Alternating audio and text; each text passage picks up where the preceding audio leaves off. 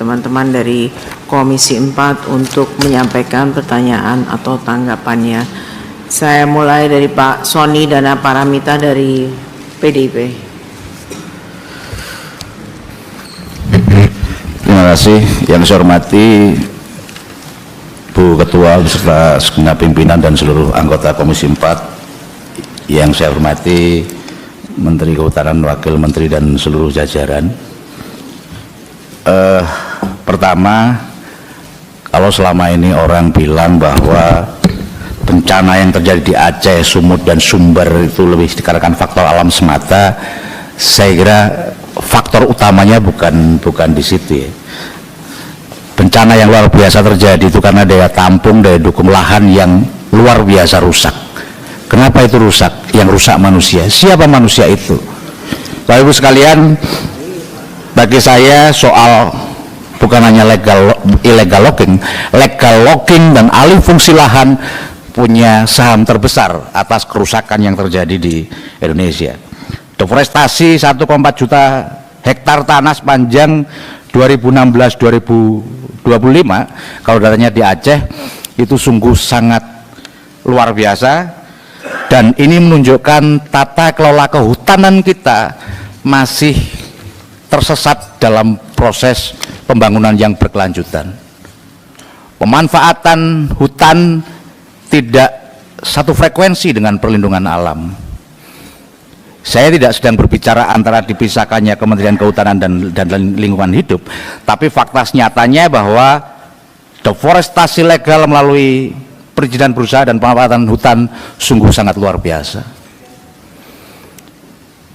Saya tidak menegasikan soal-soal illegal logging, tapi yang marak kalau di berbagai video, berbagai dokumenter, kayu-kayu gelondongan yang luar biasa gede itu, saya kira bukan kelasnya, bukan pencuri kayu, bukan perambah hutan yang di sekitar hutan, tapi mungkin juga korporasi besar. Dan ini sudah diamini tadi dalam paparan Menteri bahwa ada banyak perusahaan-perusahaan yang nakal yang akan dicabut izinnya ke depan. Cuma saya butuh konfirmasi, apakah pencabutan izin itu butuh persetujuan Presiden? Setahu saya regulasinya sekarang sudah berubah tidak seperti itu. Saya tidak ingin niat Presiden untuk melakukan rehabilitasi hutan dan lahan, niat Presiden untuk menjaga alam ini, kemudian ketika perizinan itu tidak dicabut, ini akhirnya Presiden face to face dengan rakyat. Saya kira ini nanti butuh klarifikasi, jangan sampai karena yang salah adalah Kementerian Kehutanan, kemudian Presiden yang kena. Berbagai contoh itu, saya kira perusahaan-perusahaan yang konsensinya memiliki rekam jejak yang tidak baik juga masih mendapatkan izin.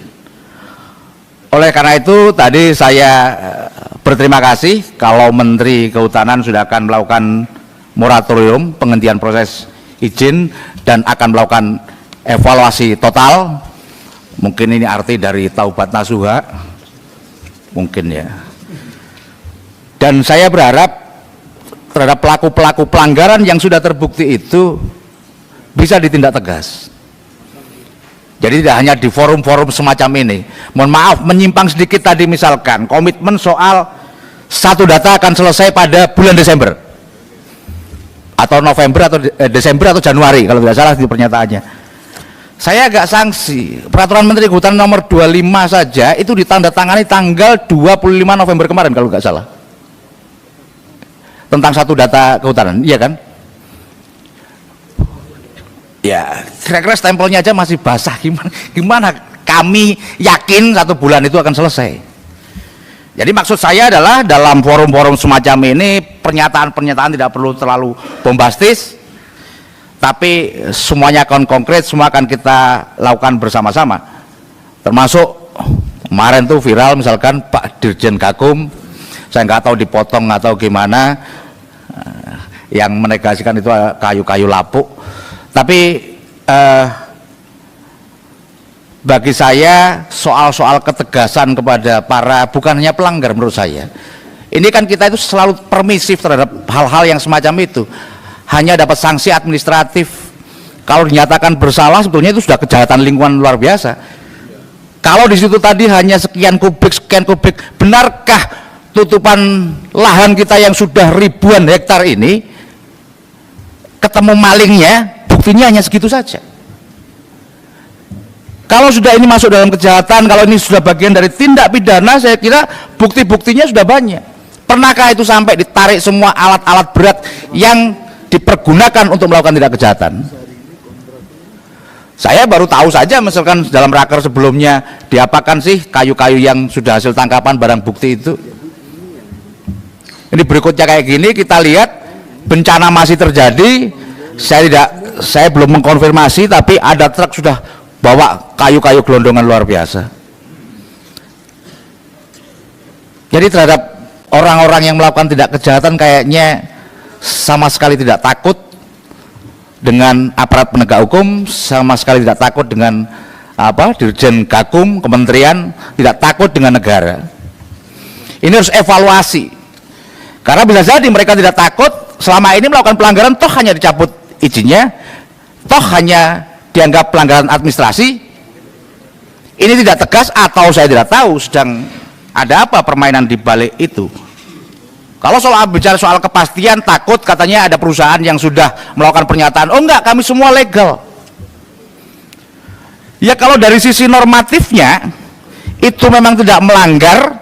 Setahu saya, kalau bicara soal tujuan hukum itu, satu soal kepastian, yang kedua soal kemanfaatan, yang ketiga soal keadilan. Bagaimana ketika kepastian hukum berbenturan dengan keadilan? Bagaimana kepastian hukum berbenturan dengan kemanfaatan? Yang harus didahulukan menurut saya adalah kemanfaatannya. Kalau menurut Pak Yohan, Pak Yohan nggak ada. Dalam ilmu fikih ini berbeda. Hukum dapat diubah selama membawa kemanfaatan. Saya memahami bahwa ini rangkaian panjang lah, bukan berarti saya setuju Pak Menteri kemarin sudah ada yang bela, ini baru setahun jabat masa semua dilimpahkan. Mari kita buktikan itu, kita evaluasi seluruh kebijakan selama ini yang terjadi seperti apa. Berikutnya, dengan keluarnya izin-izin yang semacam itu, akhirnya sesungguhnya kita negara mengalami kerugian yang luar biasa. Negara untungnya hanya kecil, tapi kemudian masyarakat kita semua ruginya begitu besar. Akibat banjir longsor di Aceh saja itu menelan kerugian sebesar 10,69 triliun. Sementara PNBP-nya, nanti dicek kalau salah, nggak sampai 1 miliar. Nah ini pengelolaan macam apa? Kita menyerahkan kayak gitu, dapat duit 1 miliar, habis itu hancur buntung, kita keluar 10 triliun. Apakah ini ke depan akan terjadi lagi?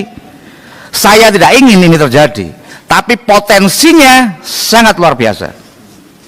Kenapa? Karena tutupan-tutupan lahan, karena orang yang mendapatkan izin dan bisa melakukan deforestasi masih luar biasa.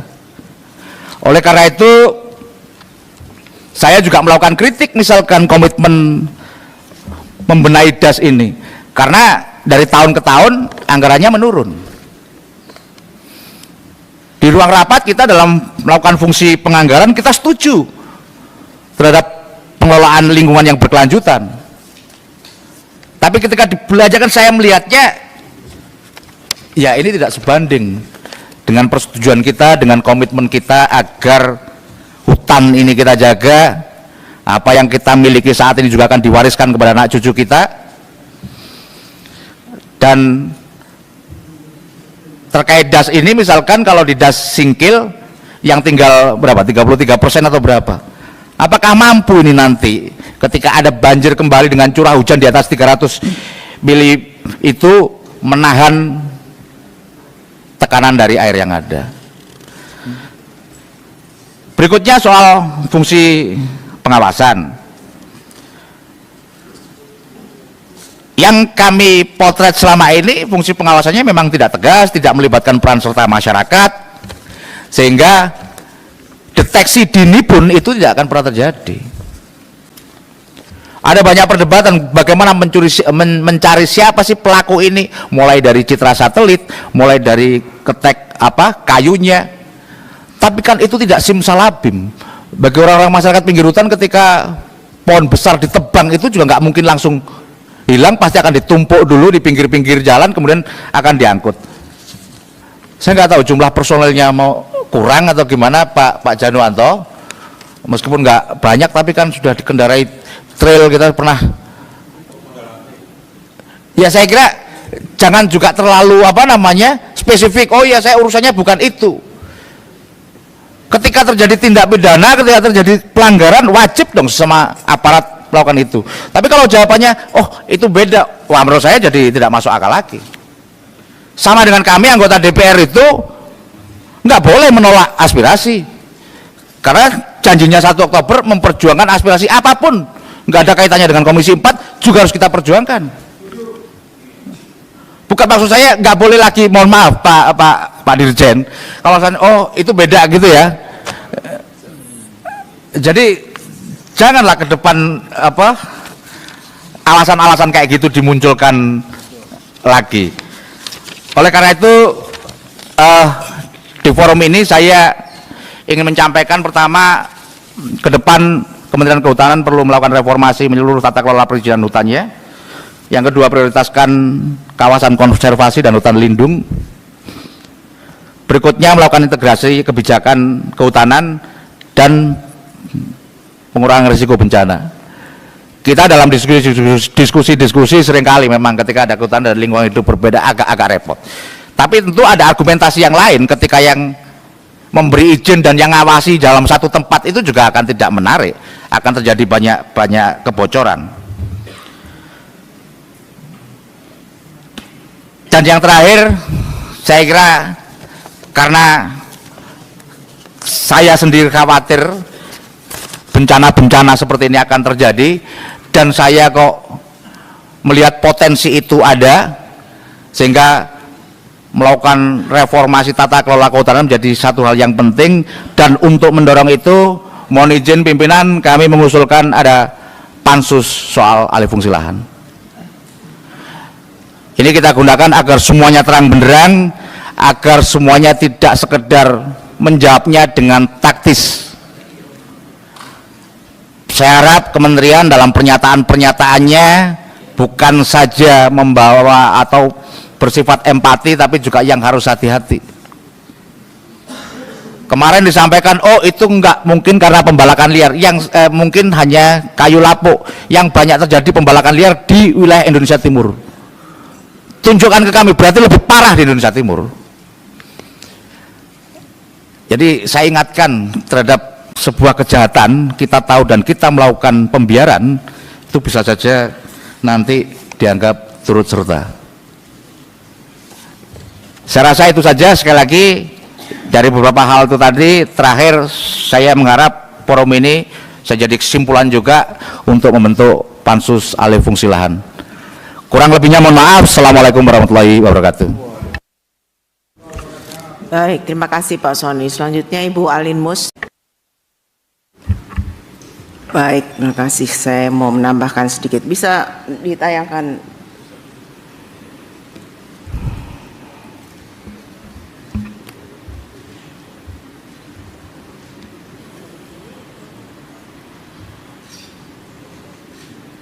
ada suaranya?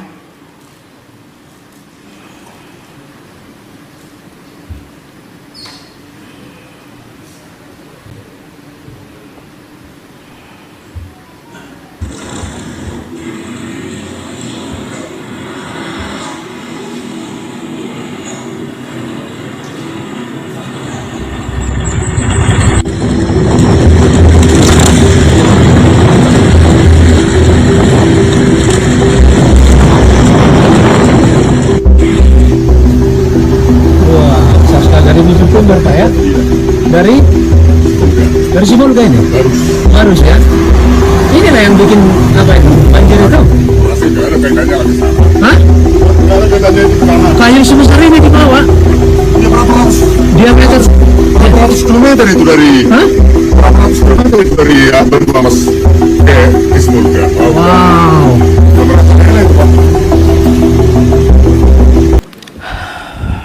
Baik, Saudara Menteri, terus terang saya sedih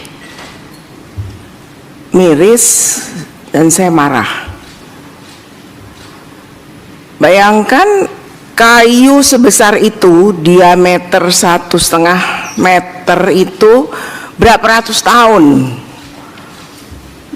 perlu tumbuh untuk pohon sebesar itu. Ini manusia mana di Indonesia ini yang seenaknya aja bisa motong-motong kayu seperti itu? Apa salah tuh kayu? Dia bikin salah tuh pohon tuh apa? Dia bikin begitu banyak kebaikan buat manusia. Pencegah erosi, memberikan udara, menyaring udara yang segar buat manusia. Kok dipotong gitu aja? Dan yang lebih menjengkelkan, itu truk itu lewat di jalan raya 2 hari setelah peristiwa banjir ini. Dan dengan kemajuan teknologi, truk itu lewat di depan hidung kita. Sungguh menyakitkan, Pak Menteri. Ini suatu, kalau orang Jawa bilang ngece. Apa ngece?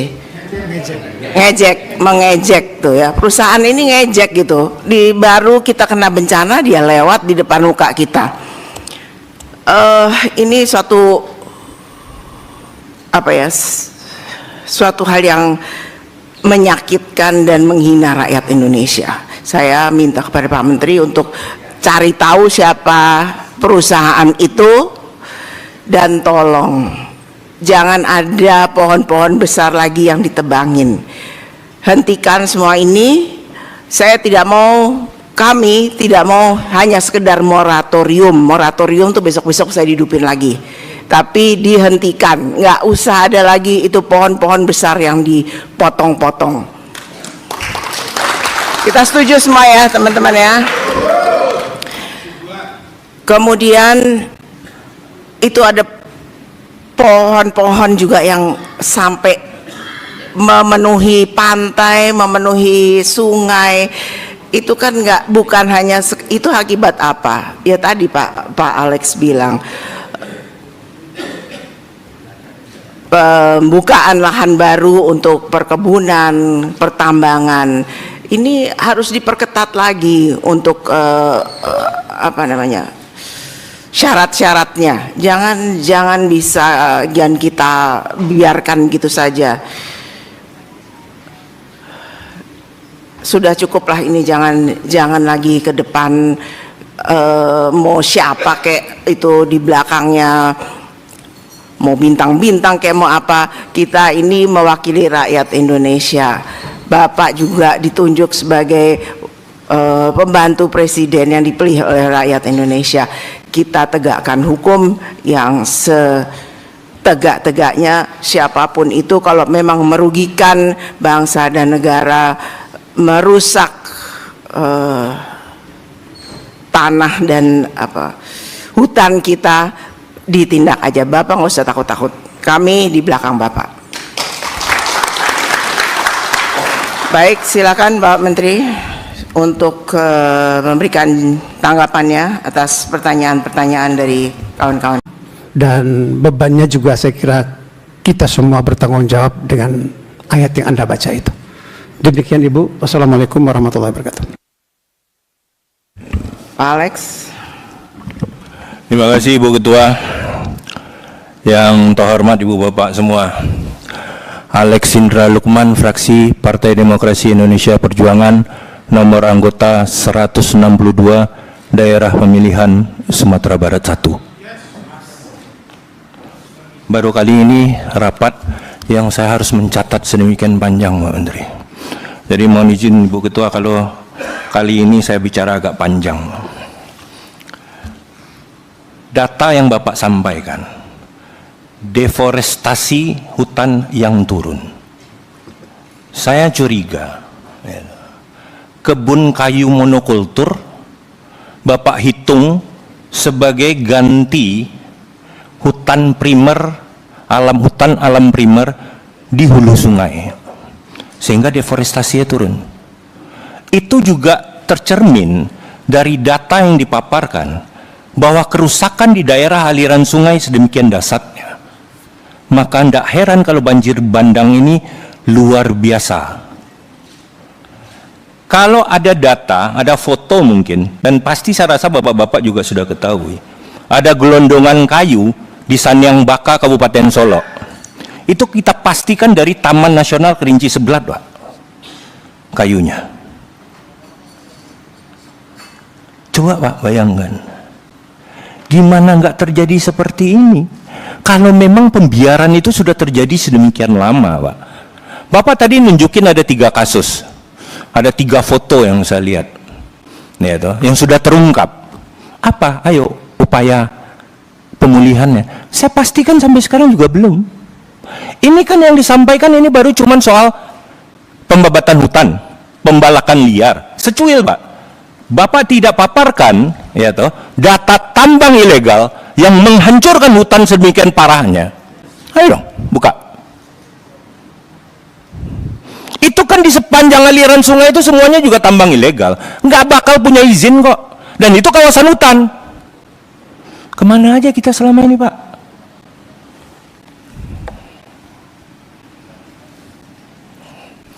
Sekarang, kalau mau bicara dana rehabilitasi, Pak, saya sudah hitung, Pak. Dana rehabilitasi Bapak, itu cuma Rp62.500 per hektar. Apa yang mau direhabilitasi, Pak? Sekarang masa tanggap darurat. Setelah itu kita akan masuk rehabilitasi dan rekonstruksi. Saya harapkan Pak Menteri, Pak Wamen beserta jajaran, ayolah di rehab rekon ini, ya toh, hutan ini juga harus direhabilitasi. Jangan sampai infrastruktur yang rusak, ya toh, direhabilitasi, direkonstruksi, tetapi hulu bencana ini tidak diselesaikan. Kalaulah siklon ini pertama kali dalam sejarah sudah terjadi, itu kan tidak menutup kemungkinan akan terjadi lagi toh. Jangan nanti curah hujan lagi yang disalahkan.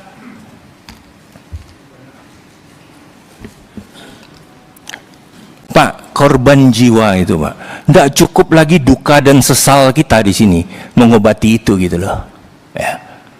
Berapapun mahalnya biaya rehabilitasi ini, itu juga tidak bisa mengganti nyawa saudara-saudara kita, tidak bisa mengobati penderitaan saudara-saudara kita di Aceh, Sumatera Utara, dan Sumatera Barat. Jadi jangan lagi bicara anggaran, Pak. Ayo, untuk satu nyawa itu tidak pernah bisa kita nilai, Pak, apalagi dengan sedemikian banyaknya yang sekarang. Jangan pernah sampai terjadi lagi. Jadi all-out cost ini harus kita selesaikan. Ya. Bapak juga bicara tadi soal masalah mitigasi. Ya. Mitigasinya seperti apa, Pak? Aplikasi basis apa lagi? Ini kan butuh kreativitas baru, Pak. Butuh ide gitu loh. Sumatera itu daerah yang berawan. Citra satelit itu sudah nggak bisa lagi menembus itu gitu loh. Ini kan yang terjadi selama ini kan soal satelit, nih kan data satelit, buktinya hutannya tetap gundul kok. Oleh karena itu ayo dong, apa? Sekarang kan ada teknologi radar Sentinel itu bisa membaca bukaan lahan 0,1 sampai 0,5 hektar. Ayolah, jangan lagi kemudian berpikiran masih yang kuno-kuno gitu loh, Pak.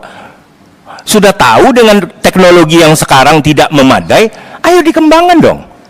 Dipikirkan caranya. Tidak hal yang gagal kita ulang lagi terus-menerus gitu loh.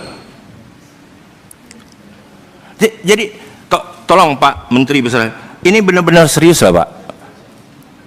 Ya, kita tidak berharap ini terjadi lagi, Pak. Kami di Sumatera Barat itu, Pak, kalau gempa udah makanan sehari-hari, Pak. Ya, cuman itu ya di dalam tanah ya, nggak ada juga yang pernah bisa kami salahkan gitu loh ketika tanah ini bergerak gitu loh, karena tidak bisa dimitigasi gitu loh, belum ada juga ilmunya sampai ke sana gitu loh. Maka kami kalau di bawah 6 skala Richter nggak lari, Pak, keluar rumah, Pak. Kalau sudah di atas 6 baru lari keluar rumah. Tapi kalau ini bisa, Pak, ini bisa dimitigasi, kita tahu penyebabnya. Ayo, Kami pasrah dengan gempa, Pak. Kami berdoa kalau sudah soal gempa. Tapi kalau soal ini kami tidak terima. Karena ini bisa diurai dan bisa diselesaikan. Terima kasih Ibu Ketua. Baik, terima kasih. Saya mau menambahkan sedikit. Bisa ditayangkan Kawan-kawan sebelumnya. Baik, kami persilakan. Pak Rohmin mana? Oh, mudah-mudahan nih. Pak Usman Hussein. Silakan Pak, singkat, padat, to the point. Terima kasih Pak Ketua. Langsung. Pak Menteri, saya to the point aja. Tadi di dalam paparannya Pak Menteri for Aceh, Sumatera. Tapi penjelasan Pak Menteri melebar ke mana-mana. Seharusnya ini Pak Menteri fokus. Kesian korban jiwa di sana. Kalau saya lihat Pak Menteri nggak punya hati nurani. Kenapa saya gitu? Saya ikuti perjalanan Pak Menteri waktu ke NTT. Saya minta Pak Menteri aja ke Mutis. Padahal itu bakal akan terjadi seperti Sumatera. Pak Menteri pilih persiar ke Rote. Apa-apaan ini? Sehingga apa yang Pak Menteri sampaikan di sini dan paparkan tidak sejalan. Pak Menteri lihat nggak bencana Sumatera? Seharusnya izin semua di stop. Pak Menteri harus jelaskan berapa tahun harus penanaman ulang dan seperti apa sebenarnya Ibu Ketua. Pohon yang diameter 2 meter, diameter 2 meter bisa tumbuh kembali. Sehingga inilah tanggung jawab Pak Menteri. Pak Menteri tidak boleh lempar ke yang terdahulu. Kalau Pak Menteri punya hati nurani, apa yang disampaikan Pak Wakil Ketua Pak Marjohan yang tadi Pak Menteri katakan melalui ayat hadis, akhirnya terjadi.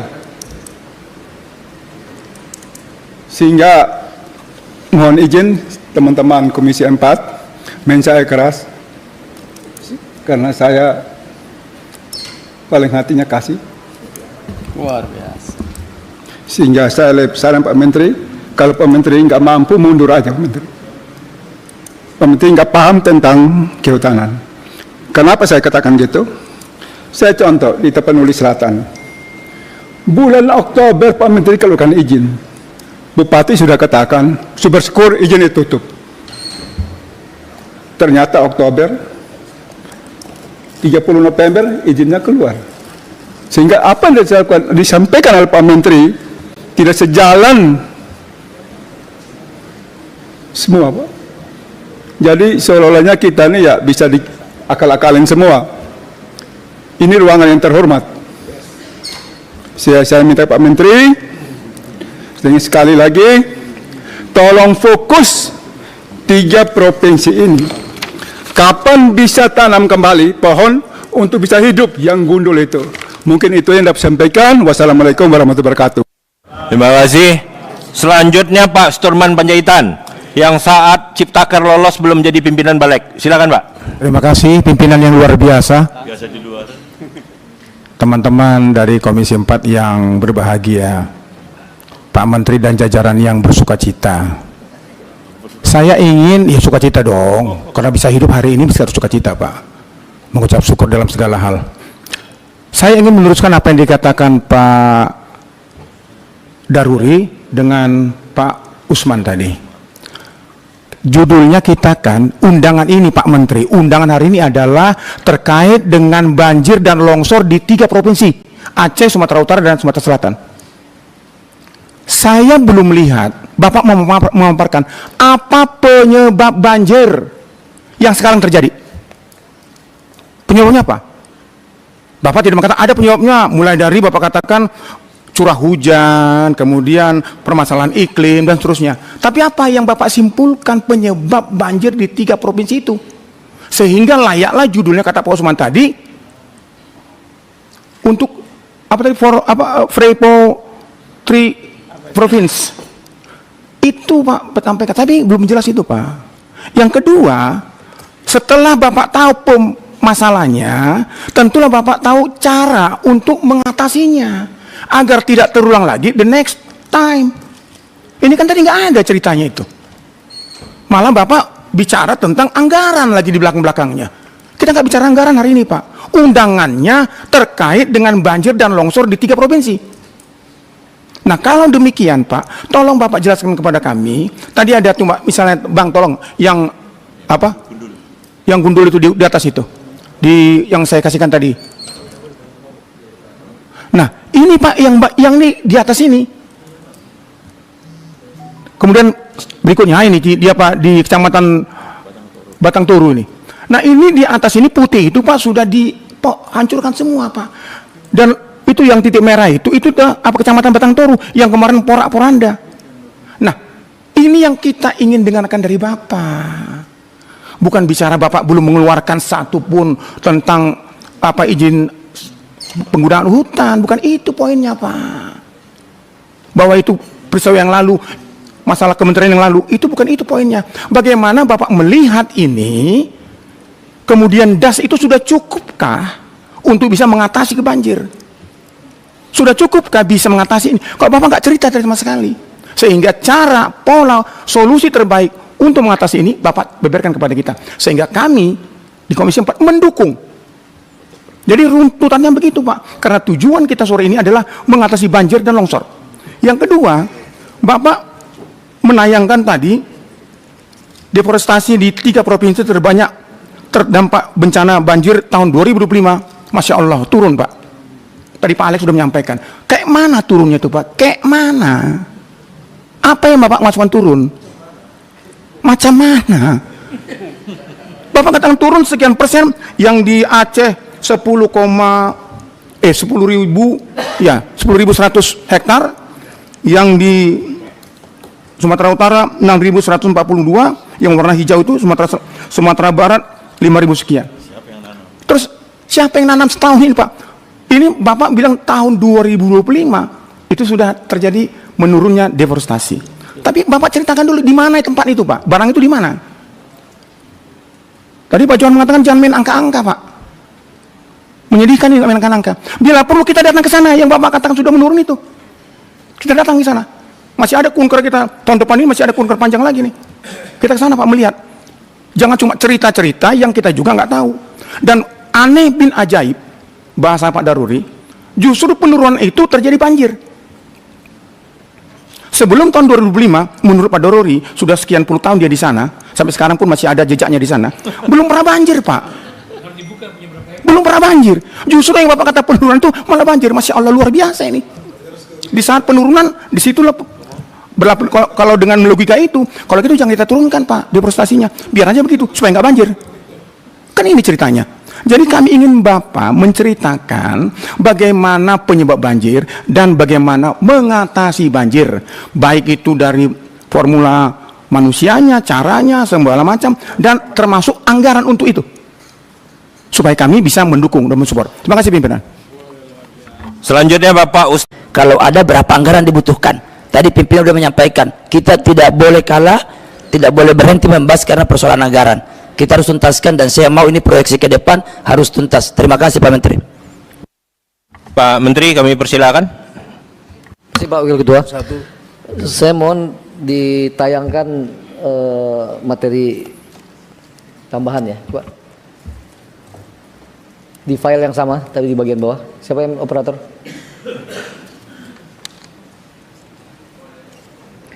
Oke, sebelum ke sana sambil menunggu. Oke, saya kira coba buka yang Batang Toru tadi. Karena ini terkait yang Batang Toru halaman berapa? Das Batang Toru.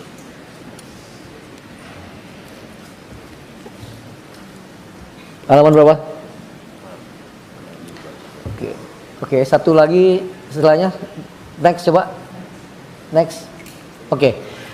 Balik. Ini Pak Daruri. Ini yang tadi saya katakan, ini Agincourt Resources ya, yang terbuka dan itu yang jadi viral di mana-mana ya, dan dengan gampang sebenarnya dengan Google kita bisa lihat. Nah, ini yang jadi masalah. Next, selanjutnya. Bukan jadi masalah ya, tapi ini faktanya. Jadi pada pada tahun bahannya mana ya? Tahun 87 itu TGHK ya Pak. Jadi itu udah jadi APL. Ya, itu udah jadi APL. Halaman berapa ya? Di ini. Bukan di sini ya, di lampirannya di yang penuh tadi. Oke. Saya nggak bisa baca. Bahan saya tadi ada yang ini. Yang kemudian iya besarin. Oke, zoom. Kemudian pada geser ke kiri. Geser. Kemudian tahun 2005 ya, itu udah jadi APL tapi dikukuhkan kembali RT RW 2023 2018 itu sebagai APL juga. Kemudian next, terus kanan ya. Kemudian di tahun 2021 ya, berdasarkan usulan revisi RT RW Sumut pada tahun 2009, 2013, 2012 ya, itu tetap jadi APL. Jadi masalahnya itu APL Pak, udah dibuka di sana dan izin AMDALnya ada, semua ada. Nah tentu ini yang jadi masalah kita. Maksud saya tadi Pak, sekali lagi kalau kita bicara tentang persoalan strukturalnya, ya memang harus ada kerjasama. Tadi ada badan koordinasi RT RW untuk membincang apakah hal semacam ini di APL atau di kawasan. Itu contoh ya tadi ya, tentang berapa ini tadi. Pak Slamet, saya kira tobat kapan saja ya Pak, dan kita harus tobat bareng-bareng. Saya nggak sama sekali dengan pernyataan Cak Imin itu, saya tidak ada masalah. Sekali lagi, ajakan tobat, apakah tobat tanasuha, apakah tobat ekologi, setiap hari insya Allah kita melakukan tobat. Cuman konteksnya ketika itu Cak Imin yang meminta maaf kepada saya, maksudnya bukan itu kata Cak Imin, bukan itu, surat saya itu bukan tentang itu. Dan saya kira sekali lagi, ayo kita tobat bareng-bareng gitu ya, dan ya harus kita lakukan secara bersama-sama. Penegakan hukum rendah itu fakta Pak, saya nggak bisa mengatakan tidak. Coba penegakan hukum datanya halaman berapa? Di lampiran ini memang ya, ini data tadi mana Pak? Ini penegakan hukum. Penegakan hukum 10 tahun ya, dari penanganan aduan, pengawasan, proses pengawasan dan kasus P21 memang faktanya Pak. Di 2025 kami hanya 121 dibandingkan dengan 2024 yang P21 176. Mungkin dengan logika yang Bapak katakan tadi mungkin mestinya nggak 176 di 2024, bisa lebih ratusan, bahkan ribuan. Oleh karena itu ini memang kami evaluasi Pak di penegakan hukum kami ya, dengan sekali lagi dengan anggaran yang terbatas, dengan sumber daya manusia yang terbatas, kita coba maksimalkan bahwa penegakan hukum terutama di kasus P21-nya akan mesti lebih banyak lagi. Jadi ini data saja Pak, saya harus sampaikan apa adanya. Tapi ada yang ditangani Satgas PKH. Ya. Dan tentu ada dengan adanya Satgas PKH kemudian sudah ada beberapa yang memang sudah ditangani langsung oleh Satgas PKH, termasuk kemarin Pak Dirjen Gakum baru saja kembali dari Halimun Salak ya untuk menertibkan peti. Ya, peti yang tadi di tenda-tenda biru itu Pak, itu udah penertiban keberapa Pak Dirjen? Operasi berapa? Ya, ini udah operasi ketiga. Operasi ketiga di Halimun Salak dilaksanakan dengan Satgas PK. Pak Dirjen baru kembali bertugas.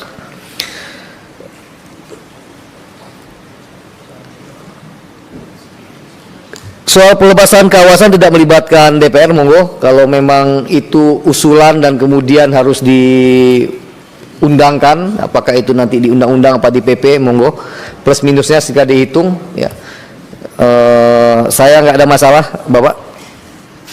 Kemudian balik lagi ke Pak Dorori ya, saya kira terutama pasal tadi Pak ya, pasal Pak Firman tadi kata Pak Dorori belum diterapkan. Saya mohon tadi udah bicara juga dengan Pak Wamen untuk dipelajari dan coba dieksekusi di lapangan. Maksud tadi Pak Firman ya, ini terkait dengan tadi ya Pak Firman tentang Undang-Undang 18 ya, yang memang cukup menjadi kerangka acuan untuk penegakan hukum, tapi termasuk tadi yang kata Bapak ada 15 tahun pembiaran yang bisa ditindak ya, yang belum pernah ada sejarahnya undang-undang ini dipakai ya Pak. Nanti kita coba pelajari lebih dalam Pak, dan coba kita eksekusi dengan undang-undang yang ketika itu Bapak inisiasi. Saya setuju Pak, dana reboisasi PSDADR itu memang harus balik ke kitab seperti yang saya jelaskan pada sebelumnya Pak, supaya kembali ke tapak gitu Pak. Jadi apa yang didapat di tapak dikembalikan kepada tapak agar memang kembali ke alam. Penanaman, rehabilitasi, penjagaan das, lain sebagainya itu. Pak Usman Hussein, terima kasih atas berbagi kesedihan Bapak. Saya kira semua yang ada di ruangan ini mempunyai perasaan yang sama. Saya tidak bisa melakukan generalisasi, tapi saya menyaksikan sendiri Pak. Saya turun ke lapangan dan saya terus terang secara pribadi berpikir bahwa apa yang terjadi ini to some extent ini ada kontribusi saya, dan oleh karena itu bagian dari kesalahan saya gitu.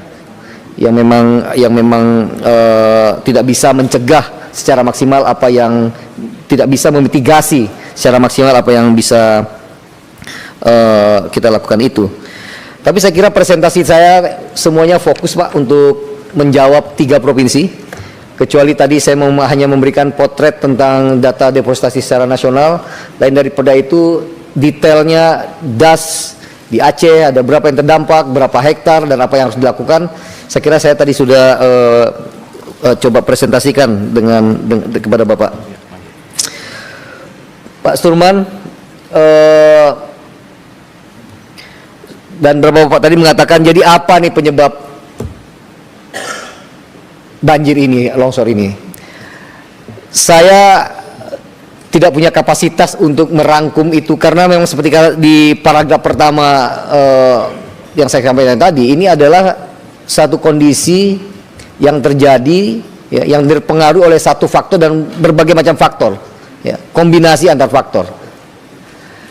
Apakah ada faktor cuaca ekstrim? BMKG saya kira sudah menjelaskan ya. Saya tidak perlu menjelaskan kembali bahwa ini memang cuaca ekstrim. Apakah hanya disalahkan cuaca ekstrim? Saya kira tidak ya. Saya tadi juga mengatakan ada kontribusi kami ya, kontribusi kehutanan yang tidak bisa menjaga das dengan baik di hulu. Saya kira tadi di halaman pertama ya, di pertama-tama tadi saya mengatakan, kalau boleh dibuka lagi ya, saya katakan bencana bandang, banjir bandang, tanah longsor di 3 provinsi terjadi karena kombinasi beberapa faktor yang saling terkait, dan diantaranya adalah kerusakan hutan dan lahan pada daerah tangkapan air di DTA, daerah tangkapan air. Lalu apa solusinya? Tadi saya juga menawarkan Pak, saya tidak tahu apakah saya tidak terlalu mampu membuat summary terhadap apa yang dilakukan. Tapi saya katakan tadi perubahan struktural harus dilakukan. Pertama, memberikan pola baru, struktur baru kebijakan kehutanan, termasuk tadi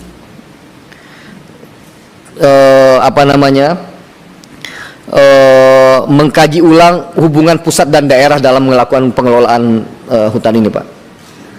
Di undang-undangnya hutan lindung dan hutan produksi penanggung jawabnya adalah provinsi, tapi tapaknya ada di kabupaten kota dan tidak ada dinas kehutanan di kabupaten kota.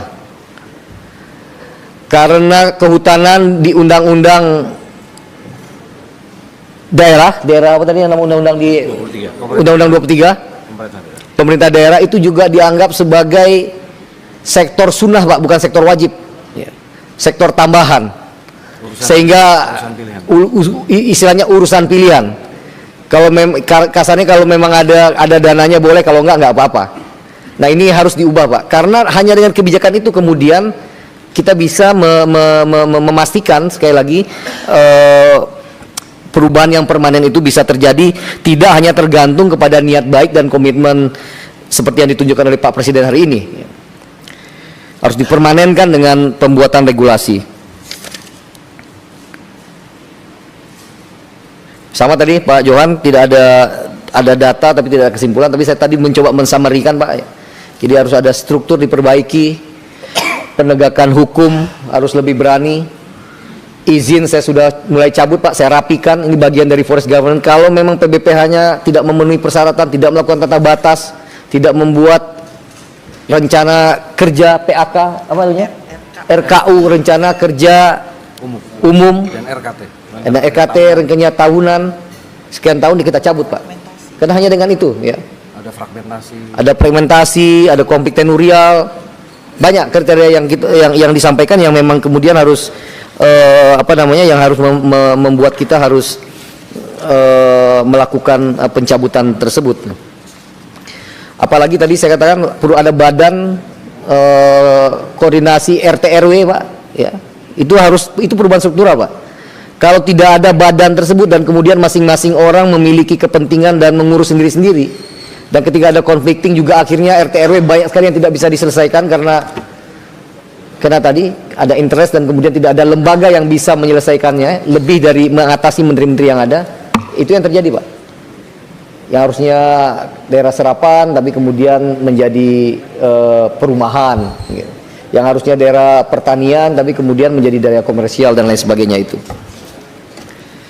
Khusus dalam jangka pendek ya, kita akan sekali lagi memastikan bekerjasama dengan Kapolri dan Satgas PKH untuk memastikan sekali lagi apa yang menjadi concern publik selama ini, dari mana material kayu itu ya, insya Allah akan kita segera temukan dan apabila ada indikasinya akan kita tindak tegas. Apalagi yang saya lakukan ya tadi Pak, sudah ada 12 subjek hukum PT yang diindikasikan juga mempunyai masalah. Tadi dikatakan yang ada di daerah, terutama di daerah Batang Toru tadi, insya Allah akan kita tindak tegas dan nanti akan saya sampaikan laporannya kepada Bapak di Komisi 4 ini. Pak Gus Samunjiwo,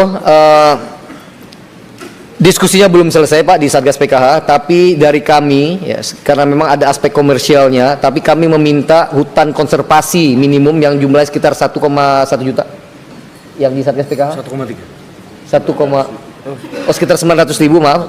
Itu yang wajib Pak, yang kami betul-betul minta Satgas PKH untuk bisa dikembalikan ke kehutanan, menjadi hutan kembali, termasuk di dalamnya adalah Tesonilo 81.000, sekarang efektifnya 12.000. Ini pelan-pelan tentu dengan dialog karena memang sudah ada masyarakat di sana, kalau bisa kita kembalikan fungsinya menjadi fungsi konservasi. Pak Pramohan, makasih. Mohon doanya Pak, habis umroh malaikat masih bergelantungan pasti.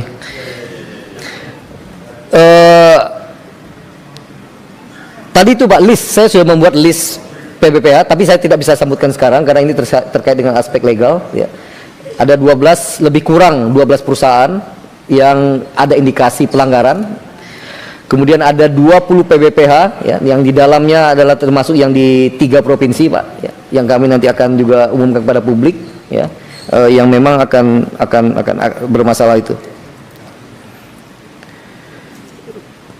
Satgas PKH seperti yang kita ketahui Pak ya, ini masih sedang bekerja ya. Kemarin masih bekerja di Halimun Salak, sekarang juga diperintahkan oleh Presiden melalui Menko PMK, kemarin Pak Sesnek dan Mentawai, 5.000. Iya, sebelumnya ya yang illegal logging ini ya, bekerja sama Gakum dengan Satgas PKH, ada illegal logging di Mentawai, Pak Alex di Sumatera Barat yang 5.312 meter kubik yang kemarin kita sita di Surabaya karena sudah terkirim ke Surabaya. Insya Allah ya, dengan segala keterbatasan sekali lagi ini sekali lagi pertemuan ini memotivasi kami ya, terutama tentu saya untuk terus mengawal membersamai Dirjen Gakum untuk bisa lebih banyak lagi karena memang datanya tadi lebih rendah ketimbang tahun sebelumnya.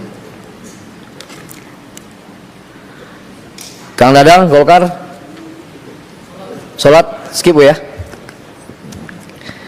Pak Paulus Hadi, Pak Paulus, ya saya setuju sekali Bapak tentang keterlibatan warga lokal ya, disitulah kemudian kita lihat keberpihakan Pak Presiden ya, untuk mengalokasikan perhutanan sosial masih ada sekitar berapa itu berarti ya, sekitar 4 jutaan lagi untuk perhutanan sosial, di dalamnya juga ada tadi Pak 1,4 juta untuk masyarakat hukum adat. Memang harus ada undang-undang yang lebih kuat Kak, yang untuk mengikat, tidak hanya undang-undang kehutanan, tapi sekarang saya kira ada masuk prolegnas ya, tentang undang-undang masyarakat hukum adat ya, sebenarnya didorong ke sana Pak supaya ada kepastian hukum bagi masyarakat hukum adat. Bu Endang. Pak. Oh karbon, ya, betul. Sorry, Pak. Saya setuju sekali Pak. Jadi memang di Perpres 110 itu Pak yang menjadi objek terhadap perdagangan karbon itu ya PBPH ya. Seperti tadi saya sudah mengeluarkan PBPH tapi untuk RE, untuk restorasi ekosistem atau jasa lingkungan, tapi juga bisa konservasi semacam di Waikambas kita coba menginvite swasta untuk melakukan restorasi. Sekitar berapa sekarang Pak yang jalan di Waikambas? Rencananya berapa restorasi? Berapa hektar? 17 tambah 13 Pak. Sekitar 20.000 ya, 20.000 hektar ini jadi habitat kunci bagi gajah, harimau dan juga badak Sumatera. Jadi ada dua, yang ketiga ya perhutanan sosial Pak. Dan termasuk tadi hutan adat. Jadi hutan masyarakat adat pun bisa mengklaim hutan yang mereka jaga untuk menjadi menjadikan penghasilan Pak. Sehingga seperti kata Bapak tadi ya bagaimana mungkin orang pindah dari sawit misalkan ke bisnis lain ketika memang bisnis lainnya tidak sama sekali tidak menguntungkan. Nah, dengan konsep agroforestry bahwa masyarakat dalam jangka pendek bisa mendapatkan sesuatu ya dalam panen secara reguler tapi tegakannya juga bisa diklaim sebagai carbon credit terutama untuk masyarakat adat. Bu Endang Setiawati, saya setuju Bu, manusia penting ya, tapi satwa keanekaragaman hayati kita juga perlu dilindungi ya. Termasuk yang menjadikan kemarin banjir tidak hanya manusia ya yang dalam konteks ini yang menjadi korban, tapi juga ada gajah ya yang di mana Pak yang kemarin saya lupa. Das Kulon Merepu Pak. Kulon Merepu di Aceh ya. Saya kira ya bagian dari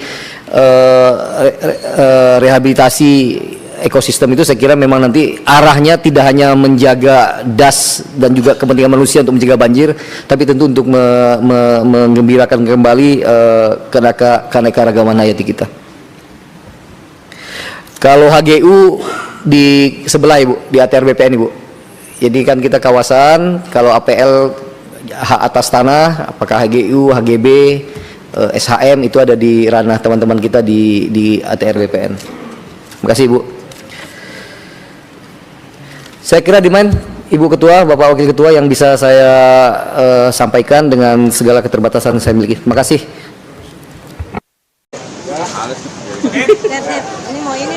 Baik, bismillahirrahmanirrahim. Assalamualaikum warahmatullahi wabarakatuh. Teman-teman sekalian, rekan wartawan, rekan media, juga rekan-rekan YouTuber, terima kasih telah memenuhi undangan kami. Hari ini kami dari tim advokasi anti kriminalisasi, akademisi dan aktivis, di mana Bang Petrus Celestino selaku koordinator utamanya, saya selaku koordinator litigasi. Hari ini mendampingi salah satu klien kita yang sebelumnya menjadi tersangka pada kasus dugaan pencemaran nama baik yang dilaporkan oleh saudara Joko Widodo. Hari ini kami ingin menguji apakah hukum di negeri ini bertindak adil, apakah hukum ini benar-benar bisa melayani seluruh warga masyarakat tanpa pandang bulu, apakah hukum itu tidak tebang pilih atau pilih tebang, apakah laporan itu bisa diterima oleh Polda Metro Jaya, bukan hanya dilaporkan oleh Joko Widodo tapi juga laporan yang dilaporkan oleh warga negara lainnya yang dalam hal ini adalah klien kami Rustam Effendi. Itu pengantar pertama. Yang kedua, bahwa hari ini sesuai dengan edaran yang sudah kami informasikan kepada rekan-rekan media, kami akan melakukan upaya pelaporan dugaan tindak pidana, editing, manipulasi data elektronik, dan pemberitahuan bohong. Mana sebagaimana diatur dalam ketentuan pasal 32, pasal 35, dan pasal 28 ayat 3 Undang-Undang ITE yang terakhir diubah menjadi Undang-Undang Nomor 1 Tahun 2024. Apa materinya? Materinya berkaitan dengan dua peristiwa. Peristiwa di tanggal 19 November 2025 dan peristiwa di tanggal 25 November 2025, yakni ketika ada stasiun TV nasional dalam satu diskusi live-nya, saudara AA yang kami sudah sebutkan sebagai ketua umum dari ormas tertentu bersama saudara JS ya, itu kami duga telah melakukan tindakan yang kami sebutkan tadi dengan modus operandi apa? Ya, ini ketika keduanya menjelaskan dokumen-dokumen elektronik dalam sebuah siaran live TV nasional dengan menyebutkan bahwa dokumen tersebut adalah dokumen scan asli dari ijazah alumni UGM yang kami sebutkan saja sebagai Joko Widodo. Nah, apa yang menjadi soal? Yang disoal adalah bahwa klien kami, Roy Suryo, Rismon Syani Pardan yang lainnya itu pernah dipersoalkan, dianggap dituduh melakukan editing manipulasi data elektronik, padahal itu tidak pernah dilakukan sama sekali. Nah, hari ini justru para terduga yang kami akan ajukan laporan ini secara terang benderang memproklamirkan tindakan itu di depan publik dengan menunjukkan dokumen elektronik berupa dokumen ijazah yang diklaim sebagai scan asli saudara Joko Widodo. Padahal perlu diketahui bahwa hari ini ijazah saudara Joko Widodo disita oleh penyidik Polda Metro Jaya. Karena itu tidak boleh ada peredaran dokumen bukti kecuali untuk dan atas kepentingan penegakan hukum. Dalam hal ini untuk dan atas kepentingan penyidikan dan harus seizin pihak yang berwenang, dalam hal ini penyidik Polda Metro Jaya. Karena itu tindakan saudara AA dan JA ini, JS ini ya, yang nanti rilisnya juga sudah diketahui, keduanya ini patut diduga telah melakukan tindakan yang tanpa hak dan melawan hukum. Karena yang punya hak wewenang terhadap dokumen ini adalah penyidik Polda Metro Jaya, bukan pula saudara Joko Widodo. Karena saudara Joko Widodo telah menyerahkan dokumen itu dengan upaya paksa berupa penyitaan. Dan itu juga yang kami harapkan dalam proses gelar perkara khusus, agar kiranya penyidik Polda Metro Jaya bisa menunjukkan dokumen itu kepada kami selaku kuasa hukum dan para tersangka yang dipersoalkan dianggap fitnah karena dianggap membuat kajian tentang ijazah palsu itu bermasalah. Jadi objeknya itu yang harusnya ditunjukkan. Nah, karena itu tindakan ini masuk kategori tindakan tanpa hak. Karena dokumen itu yang punya hak hari ini hanya penyidik, tidak juga Joko Widodo.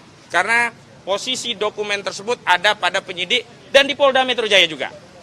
Yang kedua, tindakan manipulasi itu nanti akan diterangkan lebih lanjut oleh ahli telematika yang juga klien kami, Pak Roy Suryo. Jadi ada dokumen yang sebenarnya diambil dan dimanipulasi seolah-olah itu yang diklaim menjadi ijazah scan asli. Yang ternyata itu adalah atau tidak lain adalah ijazah yang dulu pernah diupload oleh kader PSI, yakni Dian Sandi. Nah, tindakan ini tentu memenuhi kriteria ketentuan pasal 35 karena memanipulasi sesuatu dokumen yang sebenarnya tidak otentik lalu diklaim itu seolah-olah otentik atau asli. Dan ini sebenarnya menjadi persoalan. Kalau klaimnya itu palsu nggak ada masalah karena frasa yang ada pada unsur pasal 35 itu adalah ketika itu dinarasikan sebagai dokumen otentik. Ini yang jadi masalah. Artinya, alih-alih mentersangkakan klien kami dengan pasal itu, harusnya hari ini yang ditersangkakan dengan pasal 3235 itu yang pertama Dian Sandi, yang kedua justru yang paling telak adalah AA ini. Karena AA telah mengklaim itu scan ijazah asli. Begitu kami kejar dengan pertanyaan dari mana tidak mau disebutkan, dia hanya bersumber dengan keyakinan. Padahal dalam pembuktian itu yang dibutuhkan adalah dua alat bukti, bukan keyakinan. Kalau keyakinan hakim baru bernilai karena dalam memberikan putusan pengadilan, selain bersandar pada dua alat bukti, juga bersandar kepada keyakinan hakim setelah menganalisa bukti-bukti apakah relevan atau tidak dengan dakwaan yang didakwakan oleh jaksa. Yang ketiga, hari ini yang melaporkan adalah klien kami yang lain juga, yakni saudara Rustam Effendi yang ada pada TKP di peristiwa 25 November 2025. Memang yang peristiwa pertama 19 November, saudara Rustam Effendi tidak hadir ya Pak Rustam, tetapi di peristiwa yang 25 hadir. Artinya punya legal standing sebagai saksi, sebagai warga negara yang baik ketika melihat ada suatu tindak kejahatan, maka berkewajiban sekaligus memiliki tanggung jawab hukum untuk melaporkannya kepada aparat penegak hukum. Dalam ini kami memilih sesuai dengan yurisdiksi kewenangan Polda Metro Jaya karena acara itu ada pada wilayah kewenangan yurisdiksi Polda Metro Jaya, ini di Jakarta Pusat, maka sudah tidak ada alasan lagi bagi Polda untuk menolak laporan kecuali makin menegaskan bahwa polisi hanya melayani laporan Joko Widodo. Dan kalau itu yang terjadi, maka tidak penting lagi proses hukum ini untuk dihormati. Karena apa? Proses hukum yang seperti ini adalah proses hukum yang sifatnya subjektif, tendensius, tidak profesional, tidak kredibel, dan tidak akuntabel. Lalu atas dasar apa pentaatan warga negara kepada aparat penegak hukum jika aparat penegak hukum itu sendiri tidak mentaati asas-asas hukum yang berlaku umum dan memberikan keadilan kepada segenap warga negara. Nah, itu yang kami laporkan dan bukti-bukti kami sudah siapkan, diantaranya file yang ada videonya dan juga screenshotnya, juga bukti-bukti dokumen pembanding yang sebenarnya yang identik itu seperti apa sih tahun 85 nanti akan dijelaskan oleh ahli yang juga kami siapkan. Yang pertama untuk bukti-bukti secara langsung kami mintakan rekan kami Gafur Sangaji untuk menjelaskan bukti-bukti yang sudah kita persiapkan. Ya, terima kasih rekan AK. Jadi hari ini akan ada yang membuka laporan di Polda Metro Jaya terkait dengan adanya dugaan tindak pidana pemalsuan dokumen elektronik, pengeditan, pengubahan, mentransmisikan satu dokumen elektronik yang tidak otentik tetapi kemudian diklaim sebagai data yang otentik, ya. Lokus dan tempus deliktinya, lokusnya adalah di wilayah yurisdiksi Jakarta Pusat, ya. Kemudian tempusnya itu ada 2 tempusnya, ya, yaitu pada tanggal 19 November, mohon maaf, dan tanggal 25 November. Nah, saya ambil contoh, inilah bukti dari peristiwa yang kita duga adalah peristiwa pidana, ya, yaitu pada tanggal 25 November, ya, ini terhadap AA. AA ini kami screenshot dari suatu acara di salah satu stasiun televisi swasta nasional. Tidak perlu kami sebutkan acaranya, yaitu pada menit ke pada menit ke berapa nih? 1 jam 17 menit 20 detik. Disinilah AA secara langsung kepada seluruh rakyat Indonesia mengklaim bahwa ijazah yang ditampilkan ini adalah ijazah scan asli milik seorang alumni Universitas Gadjah Mada tahun 1985. Yaitu kita sebut Pak Joko Widodo. Padahal ijazah ini kan statusnya sedang disita sebagai barang bukti. Disitanya menggunakan pasal 39 KUHP. Kok bisa ada seorang pendukung Pak Jokowi yang inisialnya AA kemudian secara terbuka mengatakan bahwa ijazah ini adalah scan asli dari ijazah pemilik yaitu Pak Joko Widodo. Ini yang kami duga, ini satu informasi yang tidak akurat. Ini kami duga juga ijazah yang sebenarnya diunggah atau ditampilkan ini adalah ijazah yang dahulunya dianalisis oleh Mas Roy. Nanti dijelaskan oleh Mas Roy, ya. Ini satu peristiwa pidana yang melibatkan AA. Kemudian ada peristiwa pidana yang kami duga melibatkan JS. JS ini juga statusnya adalah sebagai seorang ahli. Yang dalam perkara penetapan tersangka terhadap 8 tersangka itu, JS ini ahli. Menurut kami, kualifikasi seorang ahli ini tidak tepat kepada JS. Kenapa? Karena seorang ahli ketika sudah dimintai keterangan oleh penyidik Polda Metro Jaya, tidak boleh keterangannya itu dibuka kepada publik. Ya, ini pelanggaran juga terhadap kode etik seorang ahli yang keterangannya dimintai demi penegakan hukum pidana gitu. Jadi, seorang ahli yang kami sebut JS, ini juga pada jam berapa nih? Pada ada menitnya ya? Saya lupa jamnya ya. Tidak terscreen ketutupan. Ini pada acara tersebut juga secara sepihak mengklaim bahwa data yang mereka analisis ternyata bersumber dari scan ijazah asli milik Pak Joko Widodo. Padahal seperti yang tadi saya sampaikan, ijazah itu kan sekarang statusnya barang bukti dan sedang disita di bawah kekuasaan penyidik. Kok bisa JS yang statusnya adalah seorang ahli forensik, katanya digital forensik, kok bisa membuka data ini kepada publik? Ini juga melakukan pelanggaran hukum. Makanya itu, menurut kami, menurut keyakinan kami, ada dugaan tindak pidana yang dilakukan oleh AA dan JS. Itu yang pertama. Dan yang terakhir, sebetulnya kami hadir di sini adalah untuk menuntut adanya keadilan hukum yang imbang. Equality before the law. Semua orang itu kedudukannya sama di hadapan hukum. Itu mandat konstitusi. Itu mandat aturan perundang-undangan. Hari ini kami datang di Polda Metro Jaya untuk menuntut agar Polda Metro Jaya dalam melakukan penyidikan terhadap dugaan ijazah palsu Presiden Joko Widodo yang saat ini menjadi polemik tingkat nasional, ya, bahkan juga ditonton oleh masyarakat dunia internasional, Polda Metro Jaya harus berdiri di tengah, harus imbang, tidak boleh hanya memihak kepada kubunya Pak Joko Widodo, tetapi kemudian mengesampingkan kami. Meskipun pelapor hari ini adalah statusnya tersangka. Justru dengan status tersangka itulah, maka tersangka mempunyai hak untuk melakukan pembelaan diri, sekaligus juga adalah melakukan upaya hukum kepada pihak-pihak yang tidak bertanggung jawab terhadap polemik ijazah itu. Itu hal terakhir yang bisa saya sampaikan. Mungkin berikutnya bisa dijelaskan lebih detail lagi oleh ahli digital, oleh ahli telematika, Mas Roy. Silakan. Silakan, Mas Roy. Assalamualaikum warahmatullahi wabarakatuh. Ya, saya siang hari ini bersama dengan Ustadz Kosinudin. Ya, tadi ada Pak Abdul Ghaffar Sangaji yang nanti akan menjadi kuasa hukum dari pelapor, juga bersama Bang Samsir Siregar. Pelapornya adalah Saudara Rustam Effendi. Saya adalah saksi yang ada di tempat itu waktu kejadian perkara, yaitu pada hari Selasa tanggal 25 November 2025 sekitar pukul 20:17.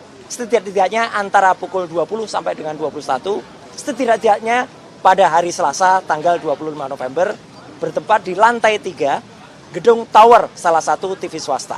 Ya, jadi itu lokus dan tempusnya sudah sangat betul. Saya hadir langsung, jadi saya melihat dengan mata kepala sendiri, saya mendengar dengan telinga saya sendiri. Dan apa yang disampaikan fakta itu adalah file ini. Jadi ini adalah sebuah tayangan yang saya dapatkan sama persis, identik dengan file yang diserahkan oleh saudara AA tadi ke televisi yang bersangkutan. Dan saya sudah memperoleh file ini juga dari pihak yang berkompeten dari tangan yang sama. Jadi saudara AA menyerahkan kepada seseorang itu juga A1 menyerahkan kepada saya. Jadi ini bukan file yang lain. Ya, ini adalah file yang disebut scan ijazah asli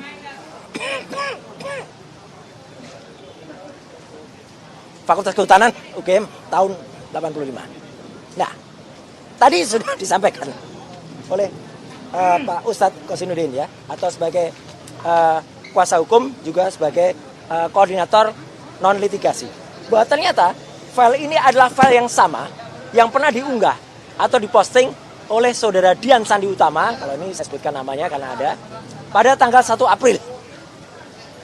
Rekan-rekan perhatikan gambar ini. Dua ciri yang sangat jelas.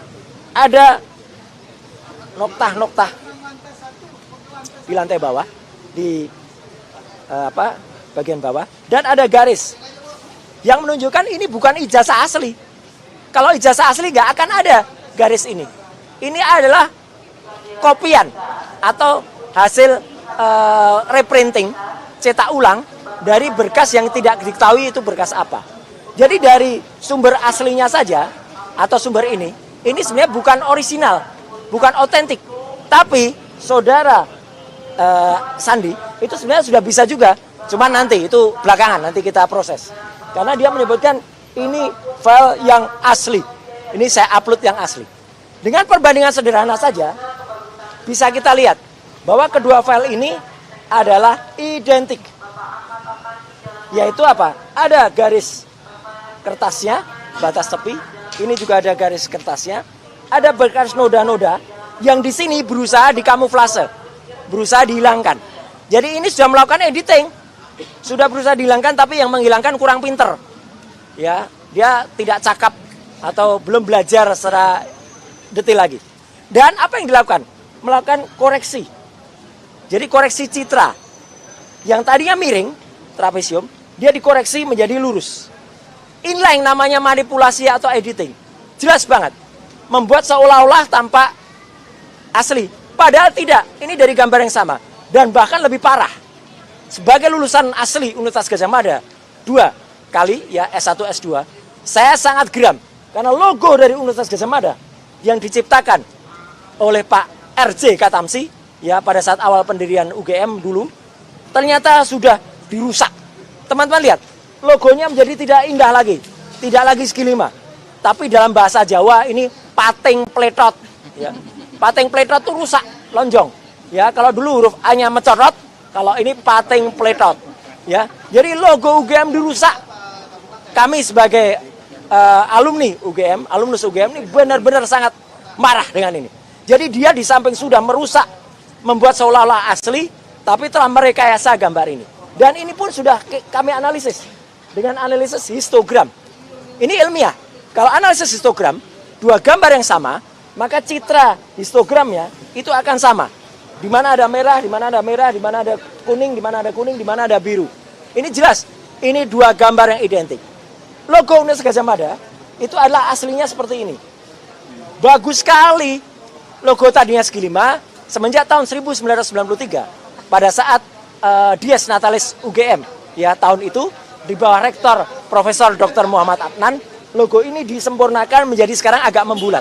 Jadi kalau anak-anak sekarang mengatakan logo UGM itu harusnya bulat, benar. Dulu segi 5. Ada artinya. 19 itu adalah tanggal lahir UGM, 19 Desember. Ini hiasan ini bukan teratai, tapi ini songkok prajurit keraton.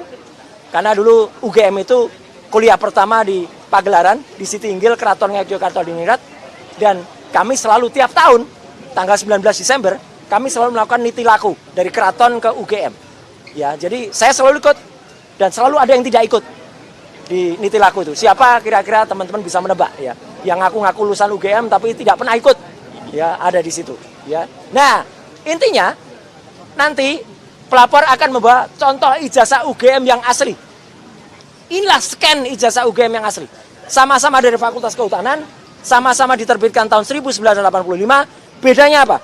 Ini kalau scan asli selalu munculnya nama watermark. UGM itu punya pelindung seperti pada uang kertas. Inilah watermark. Dan ada juga emboss. Di sini nampak embossnya. Pada cap di bawah timbul, ya, di dekat rektor pada tahun itu Profesor Dr. Teuku Yakob. Ya, jelas betul. Ini ijazah asli tahun 85 yang kemudian kita scan. Kenapa saya kaburkan? Karena beliau bukan pejabat publik. Saya menghormati beliau. Ya, kalau beliau pejabat publik ya. Apakah ini tahun angkatannya Jokowi? Nggak penting. Yang penting lulusan tahun 85. Kalau 85 dan ini pada periode awal saja sudah begini, maka periode yang dikatakan periodenya Jokowi yang itu katanya tahun 85 tapi bulan November, harusnya juga sama. Nah, teman-teman bisa lihat perbedaannya. Yang satu nggak ada watermarknya, yang satu ada, yang satu tidak ada embossnya, yang satu jelas ada. Meterainya pun berbeda. Kenapa? Karena memang periodenya berbeda. Ini periode awal tahun, ini periode akhir tahun. Nggak masalah. Jadi kalau ada sekarang saudara AA itu seolah-olah mengaku sebagai ahli meterai ya, gitu. Meterainya merah, biru. Itu nggak prinsip. Meterai pada tahun itu memang ada dua macam. Meterai merah pada awal tahun, 2 periode, Februari dan Mei. Meterai hijau itu pada periode Agustus dan November. Gitu aja udah itu dipatahkan kemarin oleh profesor dari UNJ ya pada siaran yang ada Bang Kasinuddin ya. Jadi itu clear sekali. Intinya begini. Apa yang dilakukan saudara AA dan dibantu oleh orang yang mengaku ahli digital forensik ya, saudara JS itu yang malam hari itu dia berdebat malam dengan AA di acara itu, malah yang aku ahli itu saya. Jadi dia gugup sekali. Saya tidak tahu file ini. Padahal AA itu mengatakan filenya dari dia. Dan apa yang dilakukan oleh yang mengaku ahli itu, dia mengatakan dengan lantang, saya punya scan asli dan ditunjukkan pada YouTube pada saat DF Talk, ya Digital Forensic Talk. Jadi itu juga nggak benar, nggak boleh, kata ahli hukum kita, Pak Sang Haji, seorang ahli membocorkan file, ya dia membocorkan itu pada tayangan YouTube-nya dan malam hari itu dia ngaku, ditanya oleh presenternya, ya saudara AW, ya gitu, dia mengatakan basic questions, mana file aslinya? Wow, bingung dia. Jadi saudara JS pun meneliti file yang tidak asli. Padahal kami dituduh meneliti yang tidak asli. Kalau ahli yang dipakai kepolisian saja meneliti file yang tidak asli, ya itu harusnya berlaku imbang, equality before the law. Jadi intinya saya yang ada di tempat kejadian, di lokasinya, di TKP, siap untuk menjadi saksi, ya fakta, bahkan kepentingannya nanti akan juga siap menjadi ahli. Ada juga Bang Dr. Rismon Sianipar tadi, ya itu juga sudah menyatakan kesediaannya untuk menjadi ahli. Tadi di kantin juga menyatakan sama dan dibersamai oleh banyak yang akan memperkuat Bang Rustam Effendi. Saya kira itu. Baik. Bang Kosin, yang saya Selanjutnya sampaikan. Bang Rustam, ini beliau yang bertindak sebagai pelapor karena beliau di tanggal 25 ada di TKP. Dan dengan ini saya serahkan bukti-bukti ini kepada Bang Rustam dan saya siap untuk datang lagi nanti pada saat di BAP sebagai saksi. Siap, terima kasih Mas Roy. Siap, makasih. Bersama dengan sama. Iya. Oke, bismillahirrahmanirrahim. Assalamualaikum warahmatullahi wabarakatuh. Salam. Hari ini saya ke Polda Metro Jaya akan melaporkan yang bernama berinisial AA dan JS. Yang dimana ketika acara di televisi, dia menyebutkan kalau dia mempunyai scan asli ijazahnya Joko Widodo. Ternyata dinyatakan oleh ahli dari pihak kami, Mas Roy, itu palsu. Artinya saya sangat terganggu sebagai tersangka dari salah satu 8 orang ini untuk mempertahankan perjuangan saya. Artinya apa yang dinyatakan orang-orang tersebut ini membuat saya semakin disudutkan. Tetapi saya akan bantah kalau itu mereka melakukan hal yang lebih parah daripada kami. Mereka membohongi publik. Padahal ijazah itu adalah sesuatu yang kita tunggu-tunggu untuk dihadirkan. Ternyata dia bilang ini asli, ternyata tidak. Oleh karena itu, hari ini saya menyatakan siap melawan yang bernama inisial AA dan JS. Artinya kami meyakini bahwa ahli mereka yang bernama berinisial JS itu adalah pembohong besar. Karena orang ini berbahaya apabila keilmuannya dipakai untuk membohongi publik. Apabila juga sangat berbahaya apabila orang ini dipakai oleh polisi, Polda untuk sebagai saksi ahli. Artinya orang ini tidak benar-benar sebagai ahli. Oleh karena itu, saya berharap laporan kami diterima oleh Polda Metro Jaya sebagai bentuk perlawanan saya yang dizolimi dengan bahasa mereka membohongi data-data ijazah yang kita tunggu-tunggu. Sampai hari ini, saya masih meyakini bahwa ijazah Jokowi itu tidak ada. Dan itu palsu.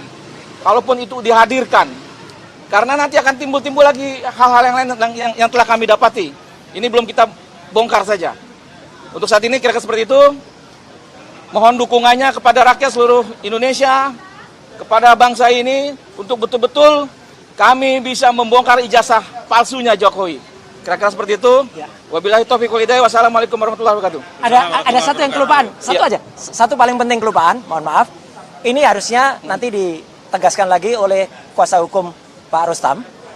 Beberapa hari yang lalu saya buka saja, teman-teman mungkin juga mendengar ada seseorang yang melapor Pak Beni Parapat dan kemudian juga belum berhasil melaporkan dan katanya lagi dipertimbangkan, lagi didiskusikan oleh Polda Metro, oleh penyidik. Kenapa? Salah satu alasan penolakannya adalah tidak ilmiah sama sekali. Dikatakan pasal 32 dan 35 Undang-Undang ITE yang kebetulan saya ikut merancangnya, itu dikatakan delik aduan. Jadi yang harus mengadu adalah orang yang punya ijazah sendiri. Itu tidak benar. Pasal 32-35 itu adalah delik umum. Dan ini dibuktikan dengan pelaporan Saudara Jokowi dan orang-orang lain yang melaporkan pasal 32-35 itu katanya ngakunya bukan Jokowi. Ya, Jokowi tidak menyebut pasal, tidak menyebut orang. Berarti itu delik umum dan di sini pun delik umum itu yang kita masukkan, nanti ahli hukum yang akan menerangkan di dalam bagaimana seharusnya delik umum itu dan bukan delik aduan. Terima kasih. Baik, tambahan ya untuk delik umum delik khusus. Memang laporan Jokowi itu kombinasi antara dua delik ya, delik aduan dan delik umum. Delik aduannya 310 KUHP, 311 KUHP dan 27A Undang-Undang ITE. Sementara delik umumnya adalah 32 dan 35 Undang-Undang ITE. Juga ada delik umum yang dilaporkan oleh pelapor lainnya seperti 28 ayat 2 Undang-Undang ITE dan 28 ayat 3 Undang-Undang ITE. Belakangan 28 ayat 3-nya dihilangkan di penyidikan. Yang 28 ayat 2 saja yang naik ke penyidikan. Juga pasal 160 KUHP itu delik umum. Dan hari ini kami tegaskan 32, 35 itu deliknya delik umum. Sepanjang ada orang yang melakukan manipulasi dan itu merugikan. Jadi tidak bisa dikatakan harus Joko Widodo yang merasa dirugikan. Karena yang dirugikan itu adalah publik yang dibohongi oleh keterangan-keterangan ahli yang sebenarnya tidak ahli. Justru menyesatkan publik. Juga keterangan-keterangan dari orang yang sebenarnya juga bukan lawyer, tapi mengklaim sebagai pembela Joko Widodo, tampil di berbagai media dengan klaim-klaim dokumen yang dianggap asli padahal bukan asli. Begitu. Sebelum ditutup ada pertanyaan? Cukup ya? Ya, silakan. Perihal yang kemarin kan dari salah satu stasiun juga kan ada berapa kali stasiun tuh. Yang satu lagi kan Mas AA sendiri kan mengatakan dia sudah yakinin bahwa kalau yang dia punya kan adalah asli dan dia tidak. Itu ada buktinya. Maksudnya dia pun pasang badan. Menurut abang sendiri. Oh, itu bagi orang yang melakukan kejahatan itu nggak ada pilihan selain pasang badan. Dan bagi kita mau pasang badan atau tidak, bahwa dia bukan hanya pasang badan, pasang kaki, pasang kepala, kita angkut semuanya ya. Oke, cukup ya. Terima kasih. Ya.